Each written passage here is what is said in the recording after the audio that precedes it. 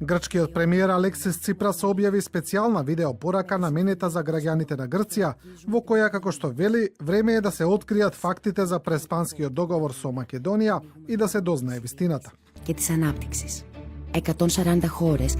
Нашите соседи го разликуваат својот идентитет, признаваат дека нивниот јазик е словенски и дека нивната култура не е на било кој начин поврзана со древното грчко наследство.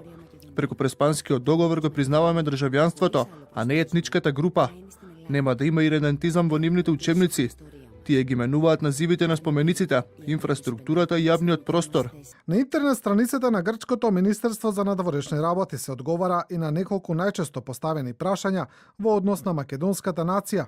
Министерството вели дека таа не се признава од Грција и дека со договорот е дефинирано само државјанството. На денешната расправа на Комисијата за надворешни работи и одбрана Јоргос Комуцакос од Нова демократија коментираше дека во договорот во делот на државјанството требало да биде само терминот државјанство на Северна Македонија.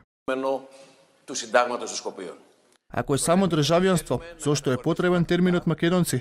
Бидејќи државјанството е врската со државата. Кога државата според договорот се вика Северна Македонија, зошто државјанството не остава исклучиво државјанство на Северна Македонија, туку се додаде и терминот македонски? Очигледно, бидејќи другата страна во преговорите сакаше овој термин да ја покрива националноста, а грчката страна го прифати тоа. Алтернативниот министер за надворешни работи на Грција, Јоргос Катругалос, вели дека прашањата поврзани со државјанството се правни прашања, а прашањата за националниот идентитет и интеграција во една националност се прашања на свест и самоопределување.